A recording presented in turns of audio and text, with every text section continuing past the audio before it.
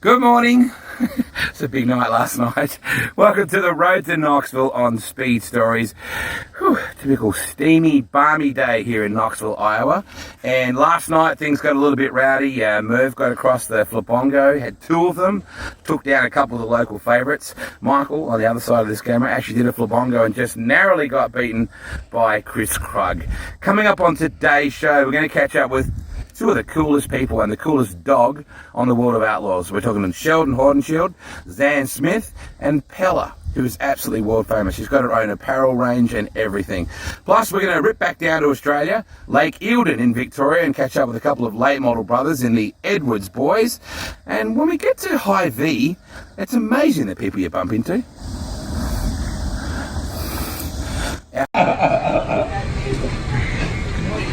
An Australian Sprintcar legend in Max Dumesny, just trying his first NOS. Not bad. Not bad? Not bad. A bit like me. Max, you've got to be happy with the way that Marcus is driving at the moment. He's doing a really good job. Absolutely. He's kept out of trouble and walked reasonably and passing cars. How does the deal work? It's Mailsy's car and your motor, is that? Mailsy's car and Marcus's motor. Ah. Marcus is Mailsy's motorhome. And, Yep. yeah, and a few others helping out. He was fast at Oski the other night. I was particularly impressed with his second place run there in that heat race, and yeah, he looks stout. Yeah, no, he's having a good run, learning a lot. He's like at Oski was right up against the fence in 1 and 2. Pretty proud of the fact he was squirting around there, hitting the fence, so it was good. Pretty amazing to see him run the King's Royal, mate. I was watching that on Dirt Vision going, holy cow, Marcus is running the Royal. Yeah, well, he thought the same thing. That was his first time in the car and first time on a half mile. So that was a pretty daunting experience for him. I mean, can you believe it? Your little boy is running the King's Royal in the Knoxville Nationals. Yep. Oh, pretty good. Pretty good. Lucky you're still only 45, mate. Exactly. They tell me that you mowed a cricket pitch into Steve Kinser's backyard or front yard. Is that true? Yeah, we did. Steve did. We searched around the paddock and found a good spot and right up top of the hill, and he mowed one strip and then it wasn't quite low enough, so he dropped it down, mowed it again, then dropped it down, mowed it again, and on the fourth he had it down to about a half-inch long. And I said, that'll have to do. So it'll probably get burned off in the sun. He said, it'll grow back.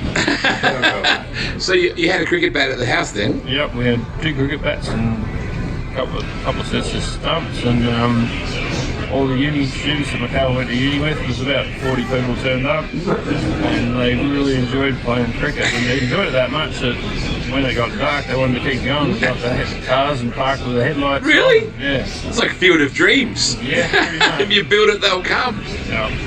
And they were playing with a tennis ball, so it was safe. Yeah, so the danger level was down slightly. Yeah.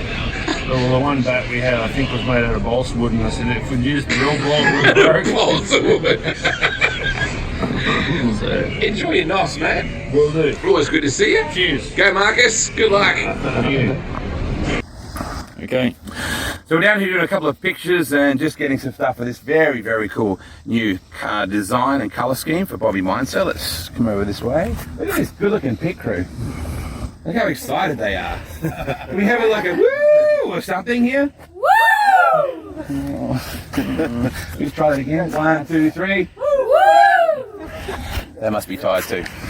Mate, your car looks fantastic, Bobby. You're going to be really proud of that. Oh, we are. It's nothing like what we've ever had, and it just looks great. Yeah, it sure does. There's not one panel that looks the same on that thing. No, it's just a bunch of different things, and a friend of mine had it designed, and here we are.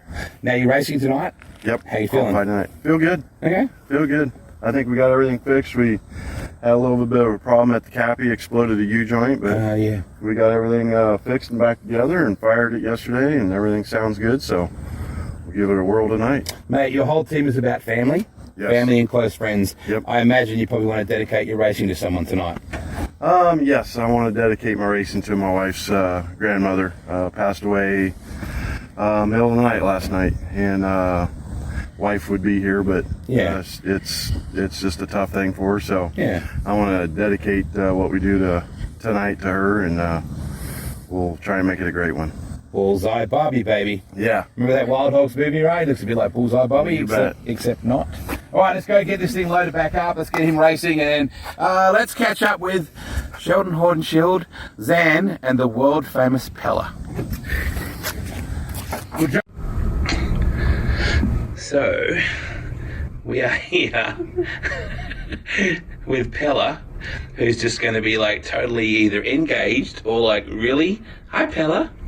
What you doing? Well, it's more than I expected to get, to be honest.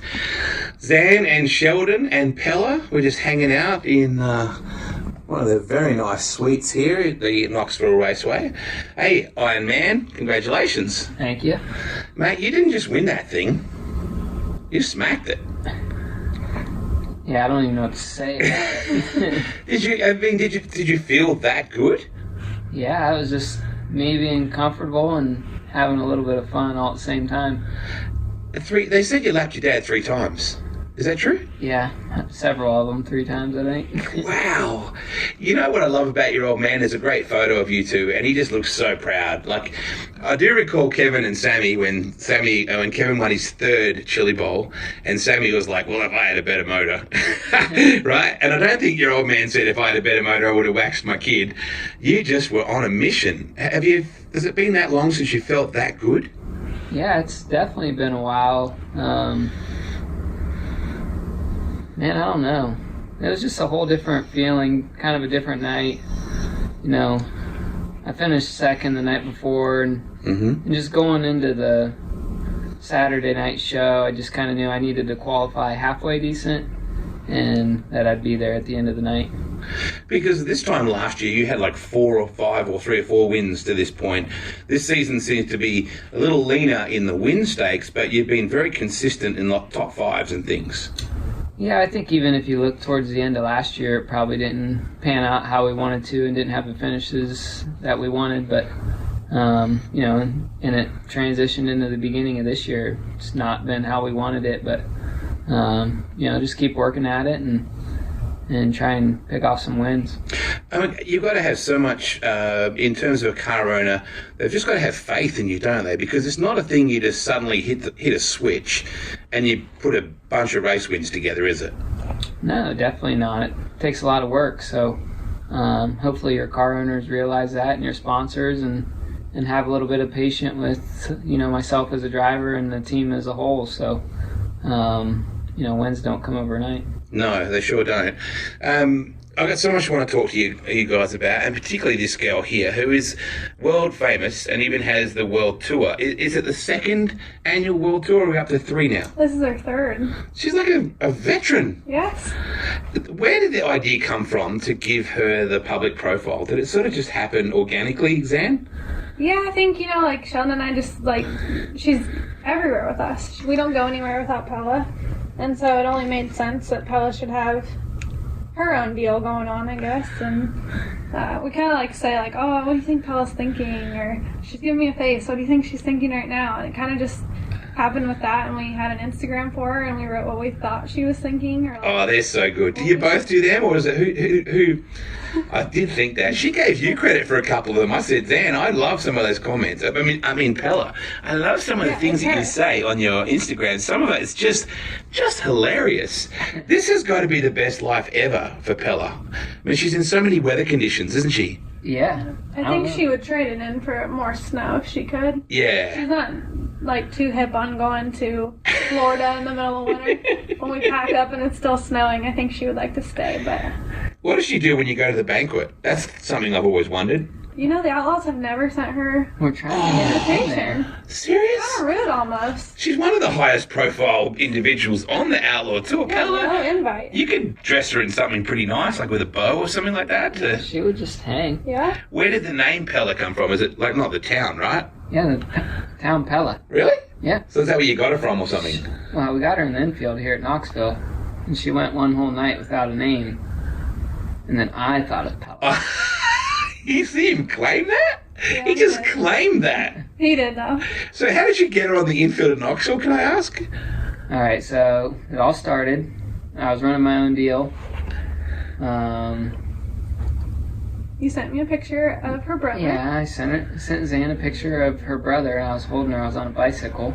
Yep. And I said, if I make the A main, we'll get this puppy. Oh. So I was starting on the front row of the B. Yep. Yeah. And then, but backing up that whole week, I drove for a different guy, and his engine blew up on the prelim night of our feature. Yep. So I had all my stuff there, and I asked the guy, hey, can I borrow a set of wings? I'm going to run my car with your number on it. And he said, go for it. He didn't even hang around. So, long story short, send Zane that picture. Me and another car get together. I flip the full stretch. Oh, the front that one. stretch. Yep. Right. Yep. And then after that, it was like, screw it, we're getting a puppy.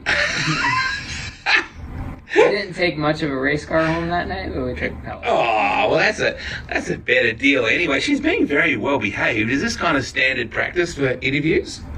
She's just like this all the time. Is Unless she? she really wants something. Yeah. She seems amazing with kids. Like, the kids seem to be the thing that really softens her. Some kids. She can tell if the parents are timid. If the parents are timid, she's going to want to eat your child. So Yeah. if you're just super chill parent, your child's safe. So she feels scared because you're scared. Yeah. You know, they can sense that. And there's a lot of really good parents, though, too, that, like, they let their kid go, Yeah. and they know, that a lot of the kids know, Yeah. you know, put your hand out, let her smell you, let her get acquainted with you. You know, but there's always those kids that go right at her with the hand.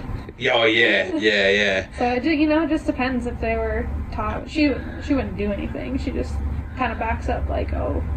She's got a cousin, too, hasn't she? Hasn't she got a Dalmatian cousin? Would you say that she's a cousin? She also has a chocolate lab cousin. Yeah. Emma. Yeah, right. Pongo is the Dalmatian. So does she get the doggy-style grooming? Is that where you book her in? Every time we She's go had home. a few. Even We when should- she got sprayed with a skunk, too. We should explain what doggy-style grooming is, because it just Probably. sounded bad right off the bat, didn't it? Yeah. That's your sister Raquel's business. Aww. Oh my gosh, she's putting on the super cute today. So yeah, Raquel obviously is rocking the dog grooming business, and Mobile dog grooming. yeah, mobile, yeah. Takes So it. she comes to you, washes your dog in the comfort of your driveway. Listen to You that. can't beat it. Listen, that's Seriously, very it's like the good. greatest thing ever. Probably not the Pella, but In the comfort Or of your Raquel own driveway. Sprayed by a Raquel skunk. does say Yeah, what Pella's happened the with worst. what happened with the skunk? Oh, she was just Pella, what protecting happened? the shop grounds and She chased ran the it out of skunk all it. the way to through the creek to the neighbors when I found her. Ah, And she'd already been sprayed. oh. Or she thought it was a friendly.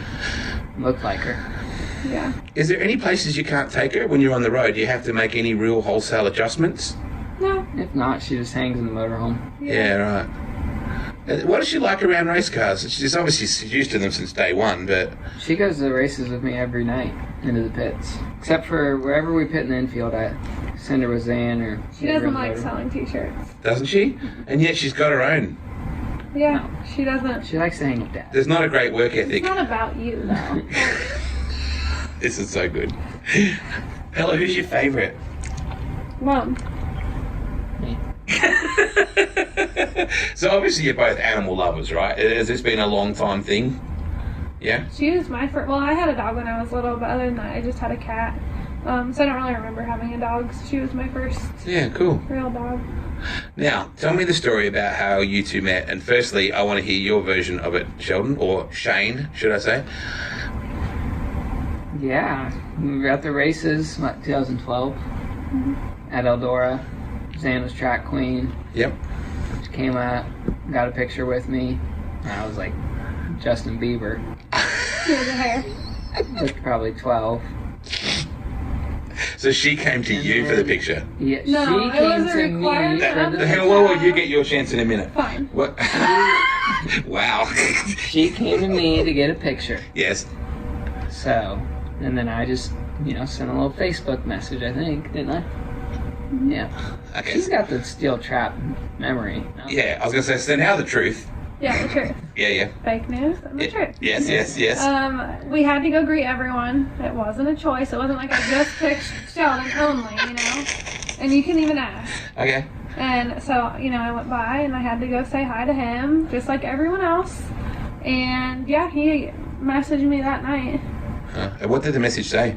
can't Sup? remember. Want to get a It puppy was, I think together? it was just his phone number. I think I don't recall him writing anything except my phone number, or his phone number. And rather than answering with my phone number, I just responded to the message like I didn't see the number. Like, oh, hi, how are you? I was not giving him my number.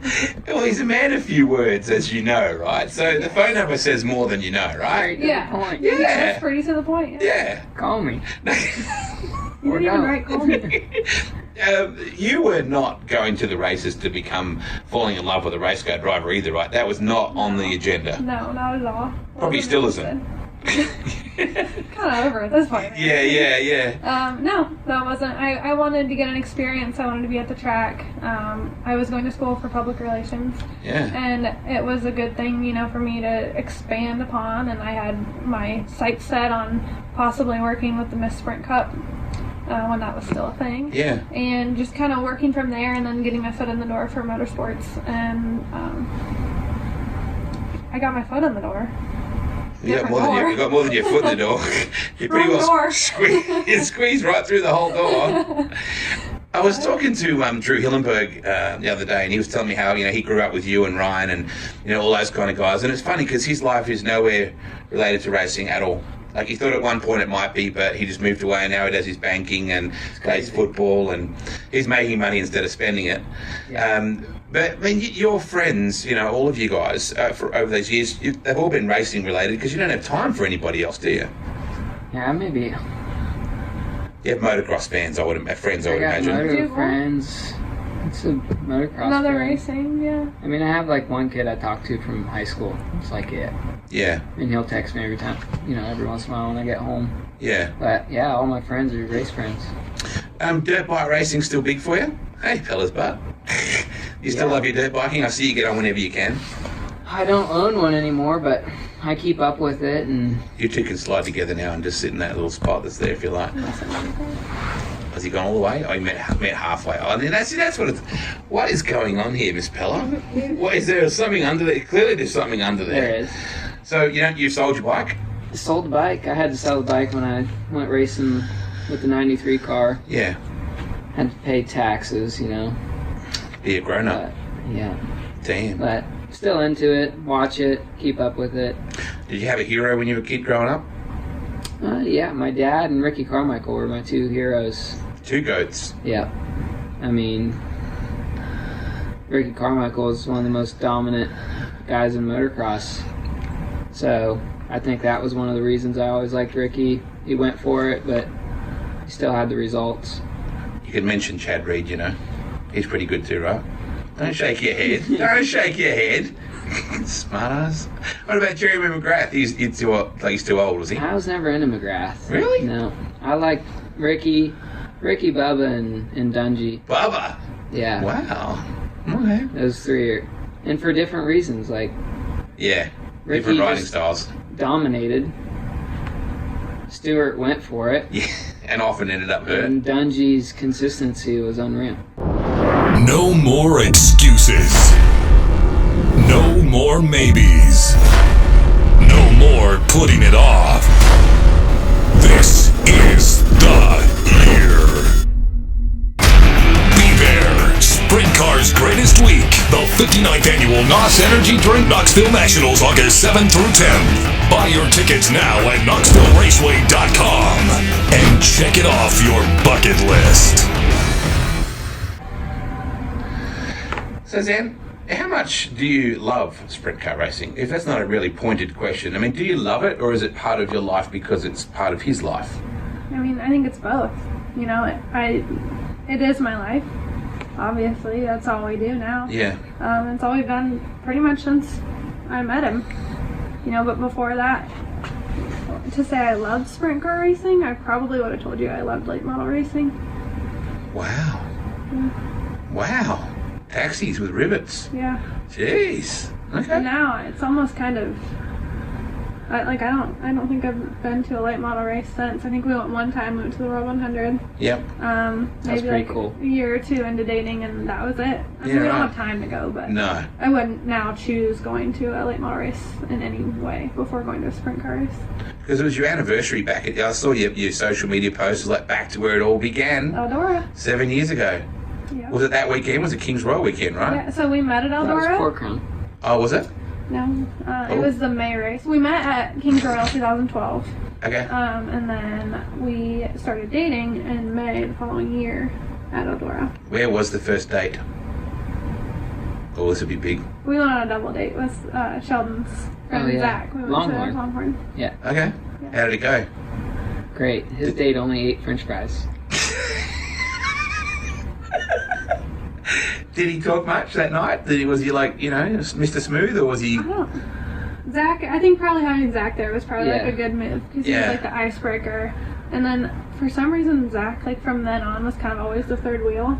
He was with us all the time. Right. Everywhere we went, like we're Oh, poor Yeah. Zach. yeah. And then we would order, care. and when they would say, "How are you splitting the bill?" "Oh, we're together," and he would always go, "I'm single."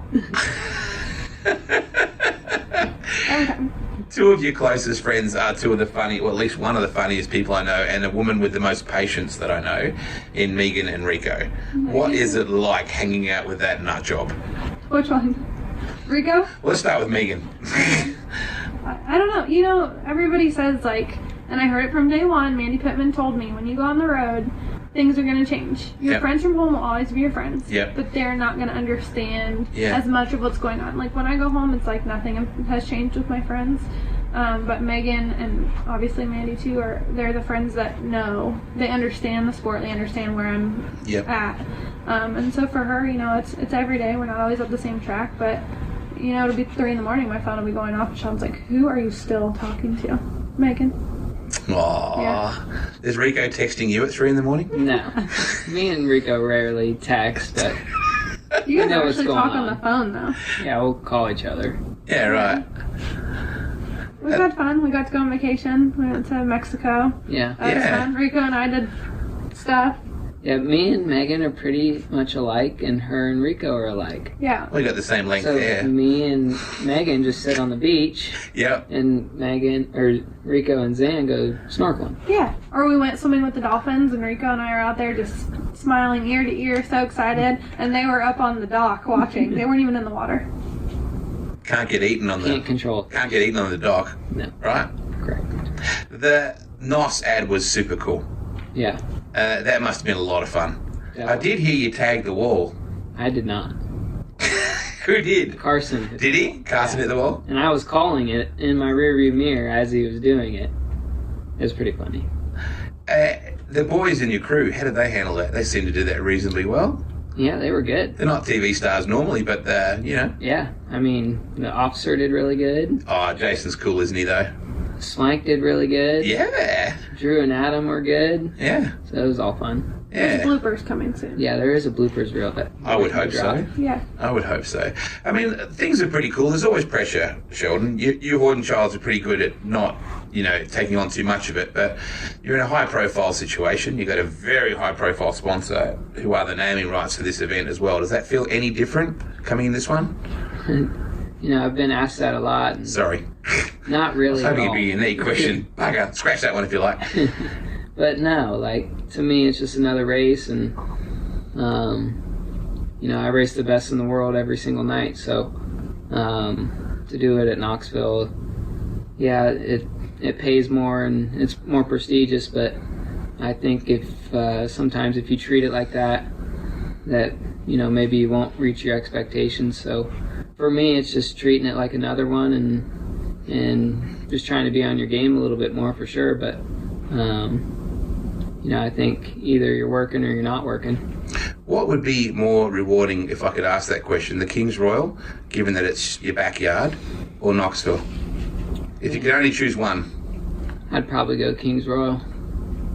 I mean, I grew up there, all the fans there,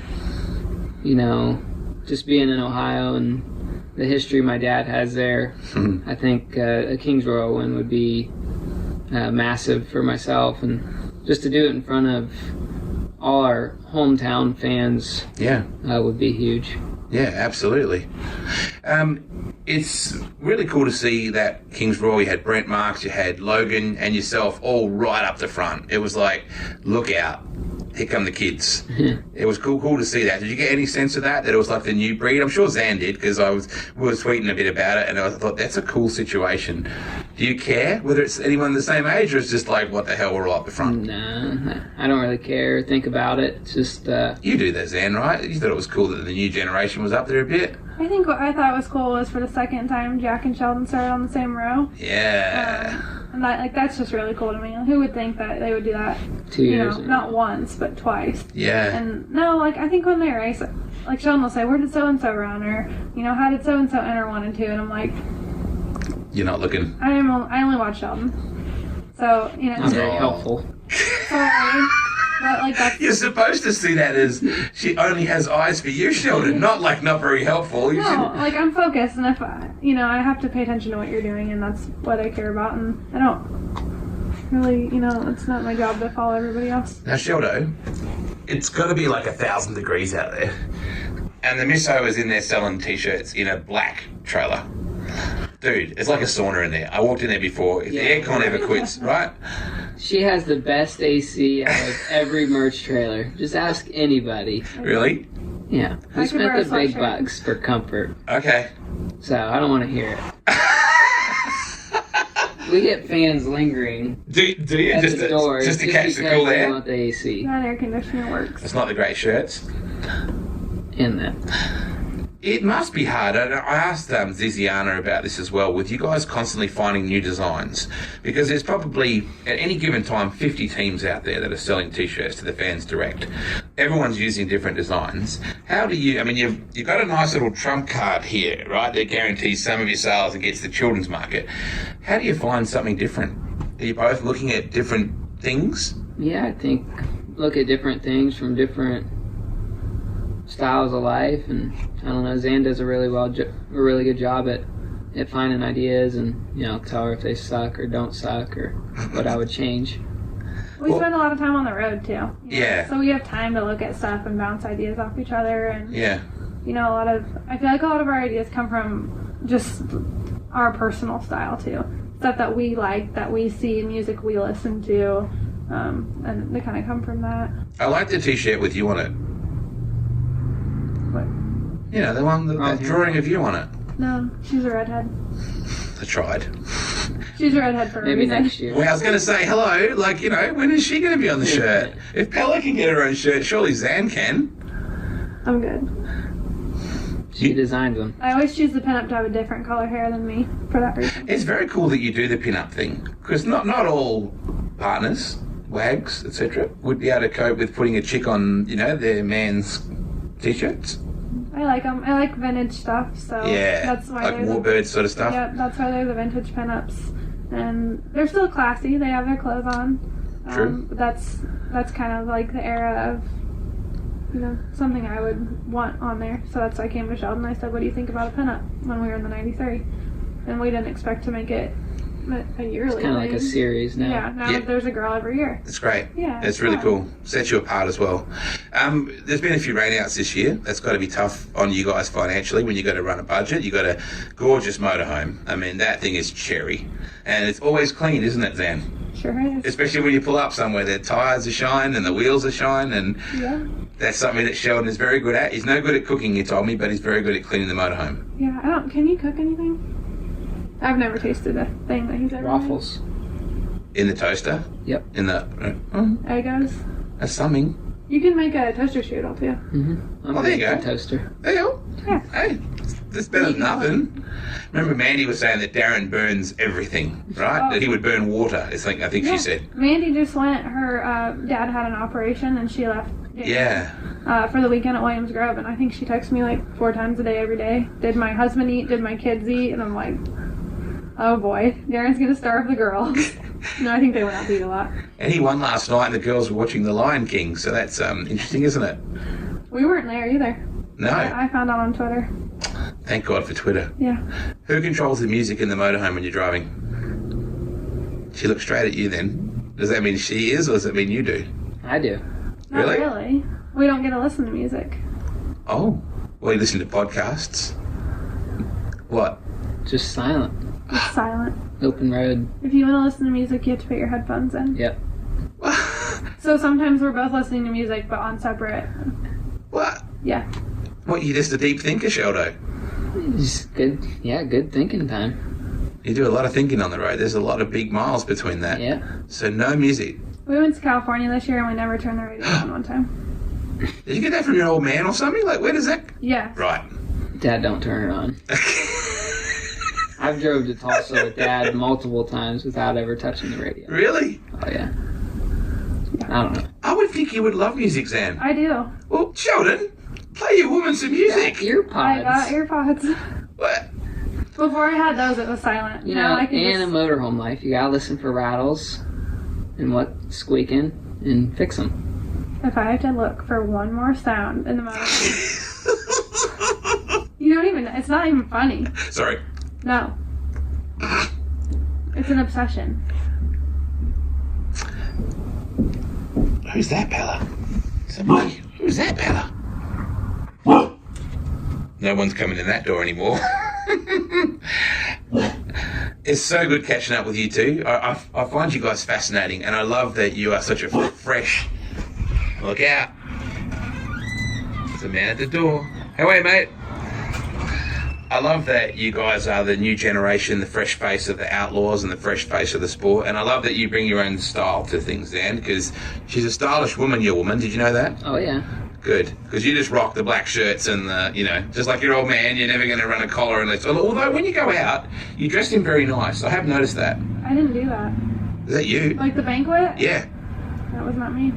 Jennifer Well, did Marshall. Megan dress him? No, Jennifer Marshall. Oh, there you go. So it wasn't... She's on it. Yeah. I thought for a second there that you just dressed yourself, He but doesn't no. tell Jennifer no like he would me. Like Yeah. If I picked that out, he probably would have said Nope. no. But Jennifer talks him into it. I've learned so much today. I can't thank you enough. Good luck. Thank you. Iron Man, it's got a good ring to it. Heatley's a badass place. Lapped 3 times, the old man. Lapped up to 5th. Apparently it was like looking down the barrel. You went far behind second, is what I heard. Yeah, could see him. Do that again. What? You're Oh, allowed. yeah. Try. You're allowed to. Thanks for your time, guys. Thank you. See ya. Thank you. See ya, Pella. She's hiding under the table. For almost 40 years, Metro Auto Spares has been serving Tasmanians with great parts, at great prices and with great service. This proudly Tasmanian-born and bred business carries nearly 150,000 line items. They've got everything you need to get your pride and joy or your daily driver spick and span or back on the road. They've got the range and they've got the know-how. For all your automotive parts requirements in Devonport and Tassie, contact Danny, Rachel and the team at Metro Auto Spares. You can find them at 11 Wenbo Street or phone 6424 7722. Metro Auto Spares. They're the team that cares.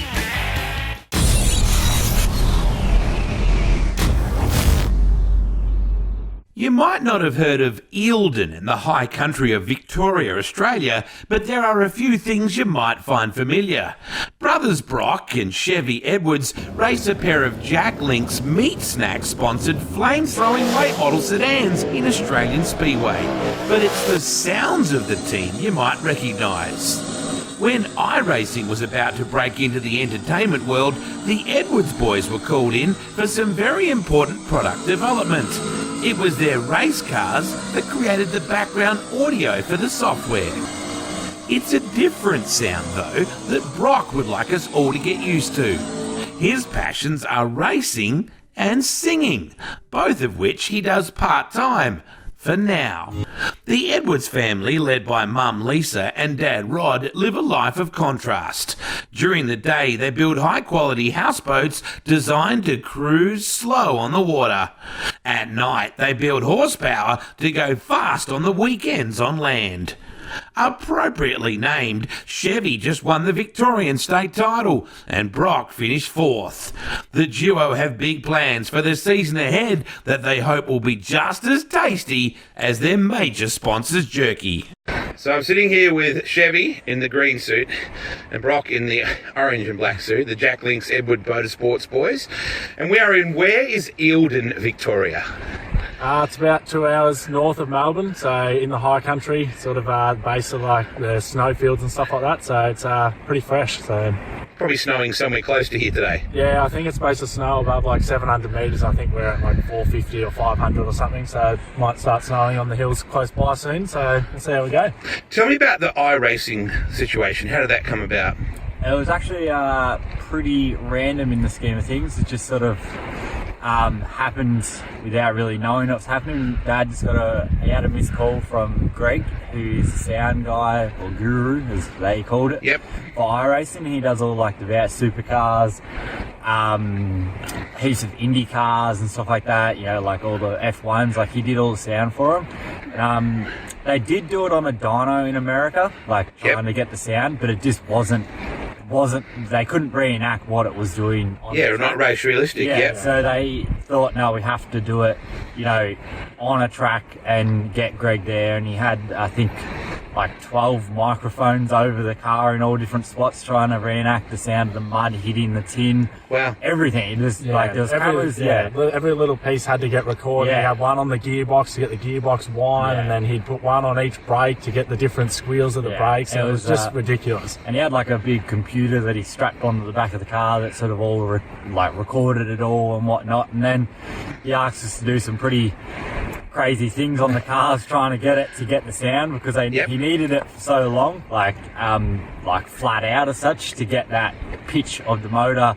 And especially in the late models, same as the sprint car, I guess, they sort of like, when they got the grip, they sort of like bog down a little bit, even though they're revving, you know, flat out. So he was asking me to basically go flat out on an unprepped track for like a good 2 laps. So it was a bit of a handful to do it, but it was awesome when we paused on the middle of the track and he could sort of play back the recording straight away, and it just sounded so real, like it was just in your face, even though you're just listening to it through a headphone. So it was pretty cool. And then so we got my car, which is a 434, you know, as a super motor, as they would call it, you know, and we also recorded Brock's one as sort of 383 as the sort of limited late models, because they do sound a little bit different between his car and my car.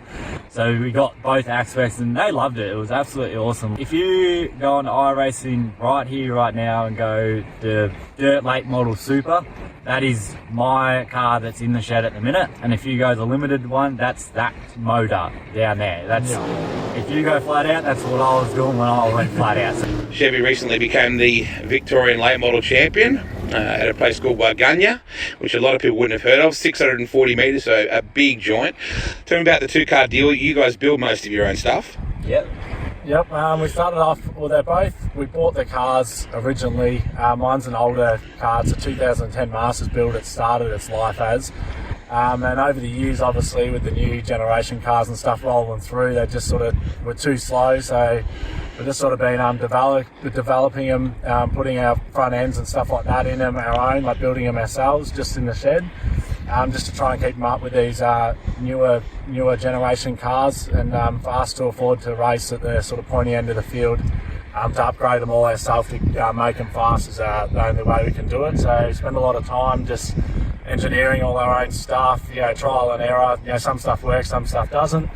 But they're a bit of both of our cars are a bit of a mix of our own ideas and stuff. Bitzers, like just trying to use different parts of different cars that, like they might be a little bit more clearance in one area that, then we just go, oh, that might help us. And, it's a lot of guessing. Like, you can only write so much down or draw it out on paper sort of thing and go, oh, well, this is what's wrong. So it's pretty cool just to cut it all apart, weld it all together, and you go out there and that was heaps better, or you go, oh no, it was a little bit better, but we haven't really done anything that was gone that's worse. So he does most of the guessing on his. Ours is all formulated. Me and Dad take after that, so that's why he does a bit of guesswork. The funny thing is that your whole family business is about building things to go really slow, because you basically have a houseboat design and manufacture business. Yep.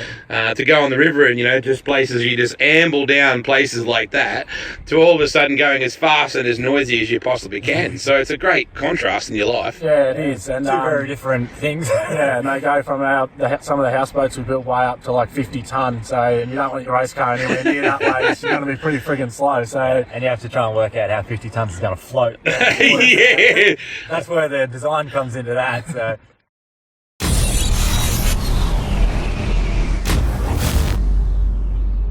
That's all we have time for this episode of Speed Stories and the Road to Knoxville. We'll look forward to catching up with you tomorrow, though, when our next episode airs.